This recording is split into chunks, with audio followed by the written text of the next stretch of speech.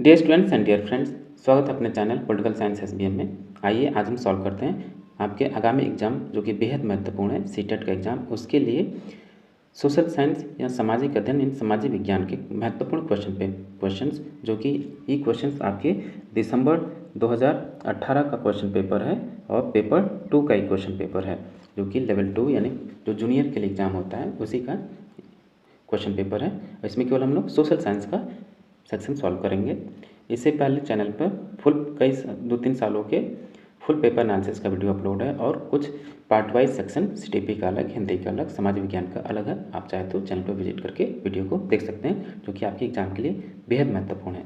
जो लोग भी सीटेट का एग्जाम दे रहे हैं वो सीरियसली होकर प्रीवियस ईयर क्वेश्चन पेपर को अवश्य 1-2 बार सॉल्व करें। और सीटेट के लिए ये भी जरूरी है कि आप एनसीईआरटी किताबों को भी 1-2 बार अवश्य रीड करें। उसी क्रम में हम लोग दिसंबर 2018 पेपर 2 का सोशल साइंस सामाजिक विज्ञान का पेपर सॉल्व कर रहे हैं। तो आइए सॉल्व करते हैं।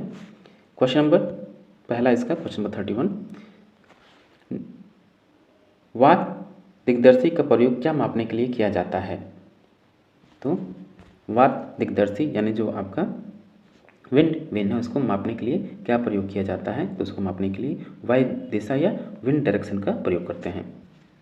नेक्स्ट क्वेश्चन है क्वेश्चन नंबर 32, वायुमंडल की निम्नलिखित में से कौन सी परत रेडियो तरंगों के संचरण में मदद करती है?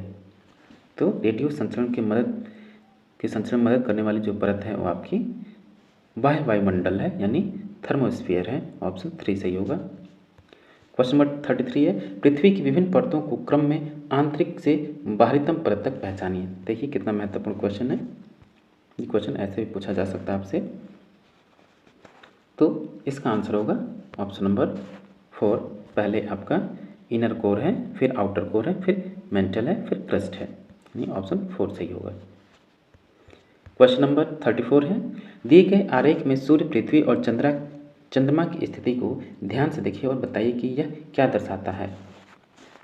तो ऐसे भी आपको याद करना। देखिए ये जितने भी ये जो क्वेश्चन है आपका सीटेट के लिए जो एनसीईआरटी किताब है उसमें जस्ट वैसे कहीं पुटअप कर लिया है, और ये भी क्वेश्चन भी आपके एनसीईआरटी जब पढ़ेंगे तो इसमें सेम क्वेश्चन ये है। तो इसलिए हम कह रहे हैं कि आप एनसीईआरटी किताबों को, टेक्स्ट बुक को 1-2 बार अवश्य रीड कीजिए। तो क्वेश्चन नंबर 34 का आंसर होगा, ये जो चित्र है वो क्या दिखा रहा है? लघु ज्वार भाटा का। ऑप्शन 4 सही होगा, नीप टाइप। क्वेश्चन नंबर 35 है, जब नदी मैदान में प्रवेश करती है तो यह मुड़ जाती है और बड़ी मोड़ बनाकर बहती है, जो कहलाता है। इसको हम क्या कहते हैं? तो उसको हम विसर्ग कहते हैं, यानी मेंडर कहते हैं।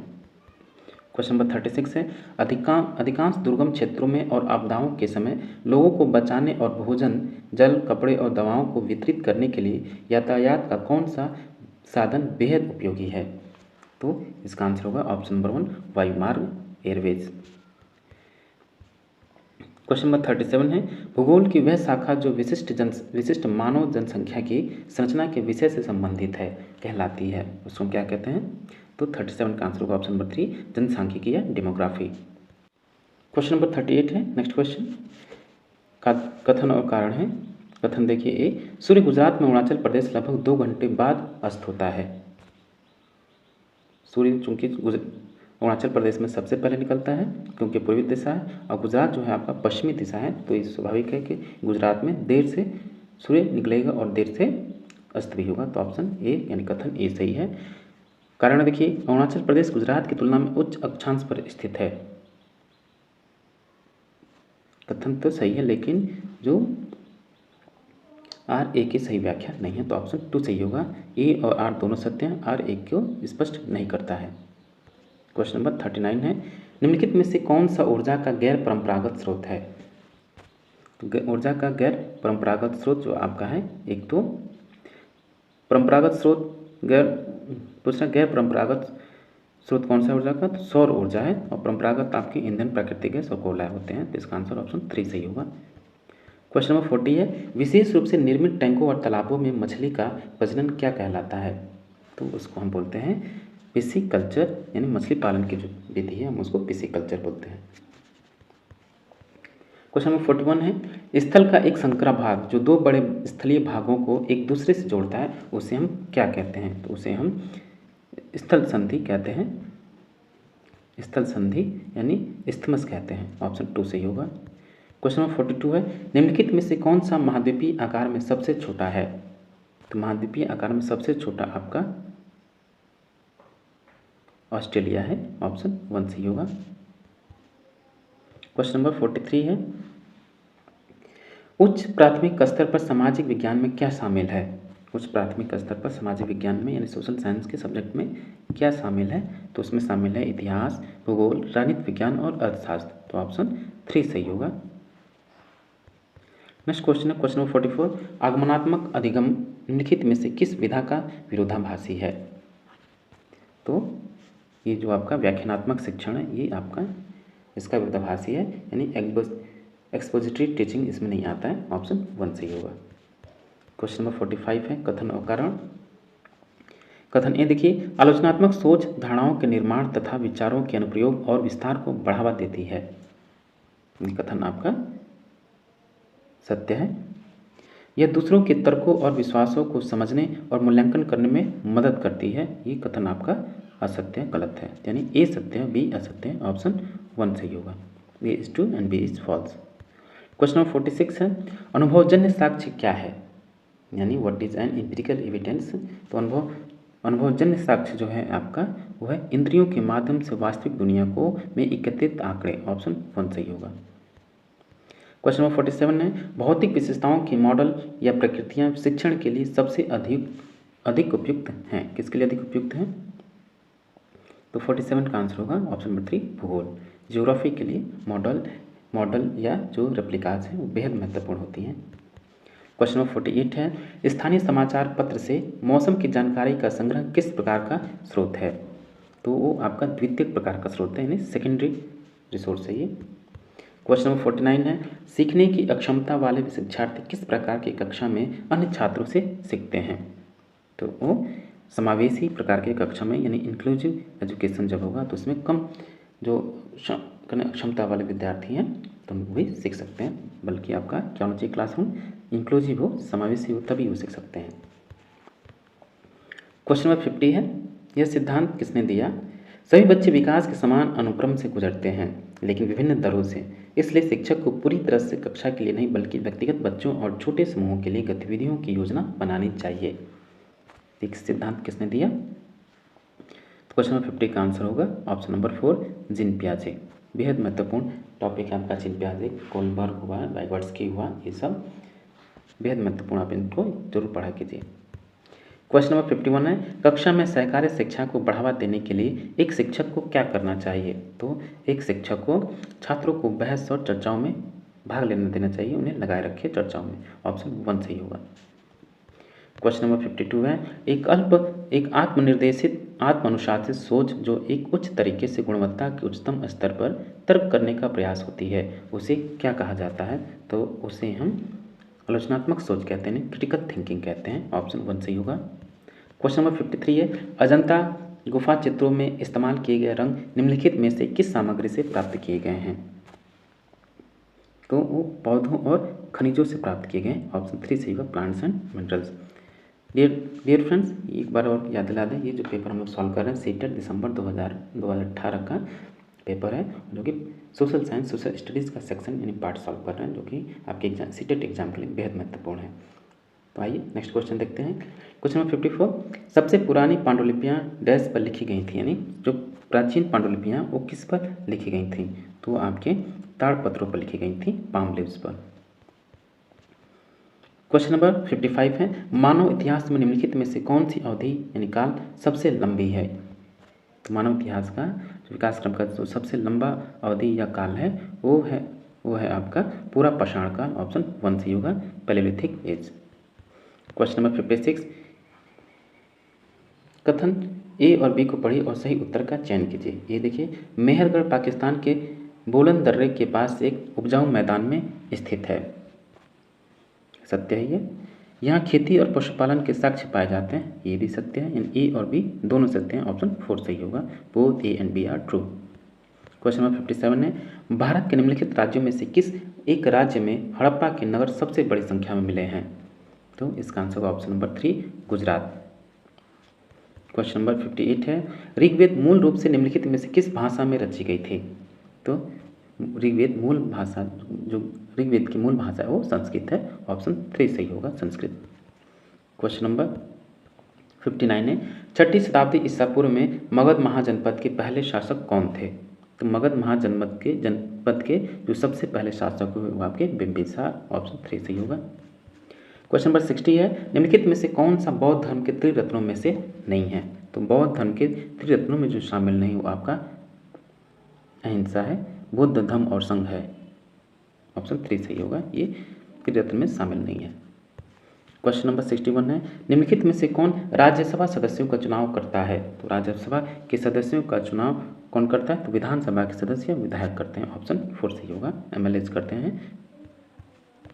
क्वेश्चन नंबर 62 है, भारत द्वारा निम्नलिखित में से किस शासन प्रणाली को अपनाया गया था? तो भारत में किस शासन प्रणाली को अपनाया गया था? संसदीय और संघीय यानी parliamentary and federal system of government Bharat ने अपनाया। क्वेश्चन नंबर 63 है, अनुसूचित जातियों के लिए कितने संसदीय निर्वाचन क्षेत्र आरक्षित हैं? तो अनुसूचित जातियों के लिए कुल जो निर्वाचन क्षेत्र आरक्षित हैं वो 84 हैं। ऑप्शन नंबर 2 सही होगा, 84। क्वेश्चन नंबर 64 है, भारत में अस्पृश्यता प्रथा के कारण निम्नलिखित में से किस मौलिक अधिकार का उल्लंघन किया जाता है? तो यह है आपका ऑप्शन नंबर 1 समानता का अधिकार। ऑप्शन 1 सही होगा। क्वेश्चन नंबर 65 है, भारत के संविधान के अनुसार निम्नलिखित में से कौन सा मौलिक अधिकार नहीं है? तो कौन सा मौलिक अधिकार नहीं है आपका? शिक्षा का अधिकार मौलिक अधिकार है, शोषण के विरुद्ध मौलिक अधिकार है, धर्म की आज़ादी का भी मौलिक अधिकार है, परंतु जो संपत्ति का अधिकार है ये आपका मौलिक अधिकार नहीं, ये केवल कानूनी अधिकार है। तो ऑप्शन 4 इसका राइट आंसर होगा। क्वेश्चन नंबर 66 है, अस्पृश्यता के आधार पर भेदभाव को संदर्भित करता है? किस आधार पर अस्पृश्यता को भेदभाव का संदर्भित किया जाता है? तो जाति के आधार पर। ऑप्शन 3 सही होगा, कास्ट। क्वेश्चन नंबर 67 है, मुख्यमंत्री को कौन नियुक्त करता है? तो आप सभी को पता है कि मुख्यमंत्री को राज्यपाल नियुक्त करता है। क्वेश्चन नंबर 68 है, राज्यपाल को कौन नियुक्त करता है? तो राज्यपाल को राष्ट्रपति नियुक्त करता है। ऑप्शन 4 सही होगा, मुख्यमंत्री को राज्यपाल नियुक्त करता है और राज्यपाल को राष्ट्रपति नियुक्त करता है। क्वेश्चन नंबर 69 है, प्रधानमंत्री का चुनाव कौन करता है? तो प्रधानमंत्री का चुनाव सांसद करते हैं। ऑप्शन 3 सही होगा, एमपीज। क्वेश्चन नंबर 70 है, निम्नलिखित में से किसको भारत का पहला नागरिक कहा जाता है? तो भारत के जो राष्ट्रपति हैं, राष्ट्रपति प्रेसिडेंट ऑफ गवर्नमेंट, जो क्या है भारत का प्रथम नागरिक है, फर्स्ट सिटीजन ऑफ इंडिया है कौन? प्रेसिडेंट यानी राष्ट्रपति आंसर होगा इसका। क्वेश्चन नंबर 71 है, निम्नलिखित में से किसको भारत में राज्य का पहला नागरिक कहा जाता है? देखिए, संघ स्तर पर यानी पूरे देश का जो पहला नागरिक है वो राष्ट्रपति है और राज्यों में जो पहला नागरिक है वो आपका राज्यपाल है। ऑप्शन 3 सही होगा, गवर्नर। क्वेश्चन नंबर 72, वर्तमान लोकसभा 2014 के बाद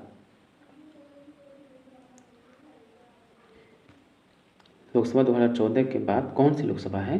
तो जो ये पेपर हुआ 2018 के बाद 2014 के बाद जो लोकसभा का चुनाव हुआ तो 16वीं लोकसभा का चुनाव किया गया। ऑप्शन 4 सही होगा। क्वेश्चन नंबर 73 है, भारत का वर्तमान राष्ट्रपति कौन है? तो उस टाइम आपके राष्ट्रपति कौन थे? रामनाथ कोविंद। 2018 में रामनाथ कोविंद थे। वर्तमान में आपके राष्ट्रपति कौन है? द्रौपदी मुर्मू है। क्वेश्चन नंबर 74 है, भारत के संविधान में निम्नलिखित में से किसका उल्लेख नहीं किया गया है? तो भारत के संविधान में राज्य और केंद्र शासित प्रदेशों के नाम का उल्लेख है, सरकार का ढांचा किस प्रकार का उसका भी उल्लेख किया गया है और नागरिकों के अधिकारों का भी उल्लेख किया गया है। तो ऑप्शन 3 सही होगा इसका आंसर, राजनीतिक दलों का उल्लेख नहीं किया गया है। तो ऑप्शन नंबर 3 इसका सही आंसर होगा। क्वेश्चन नंबर 75 है, राज्यसभा में सदस्यों को कौन नामांकित करता है? तो राज्यसभा में सदस्यों को नॉमिनेट या नामांकित करने वाले राष्ट्रपति हैं। कुल 12 सदस्यों को नामांकित कर सकते हैं, नॉमिनेट कर सकते हैं प्रेसिडेंट। क्वेश्चन नंबर 76 है, निम्नलिखित में से कौन भारत के संविधान सभा का अध्यक्ष था? तो संविधान सभा के अध्यक्ष आपके डॉक्टर राजेंद्र प्रसाद थे और यही आगे चलकर भारत के प्रथम राष्ट्रपति भी बने। क्वेश्चन नंबर 77 है, निम्नलिखित में से कौन भारत का एकमात्र भारतीय गवर्नर जनरल था? तो एकमात्र भारतीय गवर्नर जनरल आपके सी राजागोपालाचारी हैं। ऑप्शन 4 सही होगा। क्वेश्चन नंबर 78 है, भारत का संविधान कब अपनाया गया? तो भारत का संविधान कब लागू हुआ? तो आप सभी को पता, देखिए एक तो एडॉप्टेड है और अपनाया गया, दोनों में अंतर है। लेकिन एडॉप्टेड अपनाया गया और लागू करना दोनों में अंतर है। तो ये आपसे प्रश्न पूछा जा रहा है कब अपनाया गया, तो 26 नवंबर 1949 को अपनाया गया और ये लागू हुआ 26 जनवरी 1950। क्वेश्चन नंबर 79 है, निम्नलिखित में से किसने भारत की रियासतों को एकीकृत करने में निर्णायक भूमिका निभाई थी? भारतीय रियासतों को एकीकृत करने में निर्णायक भूमिका निभाने वाले सरदार वल्लभ भाई पटेल हैं। ये आयरन मैन ऑफ इंडिया, इन्हीं को बोलते हैं iron man of India. Question number 80 है, निम्नलिखित में से कौन भारत के संविधान की समवर्ती सूची के मामलों में कार्य करता है? तो केंद्र और राज्य सरकारें जो हैं समवर्ती सूची में काम कर सकती हैं। ऑप्शन 1 सही होगा। इसमें दोनों केंद्र और राज्य कानून बना सकते हैं, लेकिन केंद्र के द्वारा बनाया गया कानून प्रभावी होता है। क्वेश्चन नंबर 81 है, निम्नलिखित में से कौन भारत के संविधान सभा में मसौदा समिति का अध्यक्ष था, या मसौदा समिति के अध्यक्ष थे, यानी प्रारूप समिति या ड्राफ्टिंग कमेटी के कौन चेयरमैन थे? तो डॉक्टर BR अम्बेडकर थे, जो कि 7 सदस्य थे। क्वेश्चन नंबर 82 है, 18वीं सदी के किसके नेतृत्व में बंगाल धीरे धीरे मुगल नियंत्रण से अलग हो गया? तो 18वीं सदी में मुर्शीद कुली खां के नेतृत्व में बंगाल धीरे धीरे मुगल नियंत्रण से अलग हो गया। ऑप्शन 1 सही होगा, मुर्शीद कुली खां। क्वेश्चन नंबर 83, निम्नलिखित में से किस गवर्नर जनरल ने फैसला किया कि बहादुर शाह जफर आखिरी मुगल सम्राट होंगे और उनकी मृत्यु के बाद किसी भी वंशज को शासक के रूप में पहचाना नहीं जाएगा? तो 83 का आंसर होगा ऑप्शन नंबर 3 कैनिंग, लॉर्ड 3 होगा, ऑप्शन 3 होगा लॉर्ड कैनिंग। क्वेश्चन नंबर 84 है, किस गवर्नर जनरल ने घोषित किया कि अवध पर गलत तरीके से शासन किया जा रहा था और उचित प्रशासन सुनिश्चित करने के लिए ब्रिटिश शासन की आवश्यकता थी? ये किसने डिसीजन लिया था? तो ये डिसीजन लेने वाले आपके लॉर्ड डलहौजी था। इसी की वजह से अवध को ब्रिटिश प्रांत में मिला लिया गया और इसी वजह से 1857 का विद्रोह का एक प्रमुख कारण बना। क्वेश्चन नंबर 85 है, कानपुर के किस शासक ने खुद को पेशवा कहा? तो खुद को पेशवा कहने वाले जो थे नाना साहब थे, धुंधुपंत। क्वेश्चन नंबर 86 है, कारखाने के विषय में पढ़ाने के लिए सबसे अच्छी उपयोगी विधि क्या होगी? 86 का आंसर होगा ऑप्शन नंबर 3 किसी औद्योगिक कारखाने की यात्रा आयोजित करना। ऑप्शन 3 सही होगा। क्वेश्चन नंबर 87, एडुसेट से क्या अभिप्राय है? तो एडुसेट से क्या अभिप्राय है? तो एडुसेट क्या है? एक मानव निर्मित भारतीय उपग्रह है जो कि एजुकेशन के लिए रिलेटेड है। ऑप्शन 4 सही होगा। क्वेश्चन नंबर 88 है, पंचवाणी और बीजक में निम्नलिखित में से किस महान हस्ती के छंद और विचारों को संरक्षित किया गया है?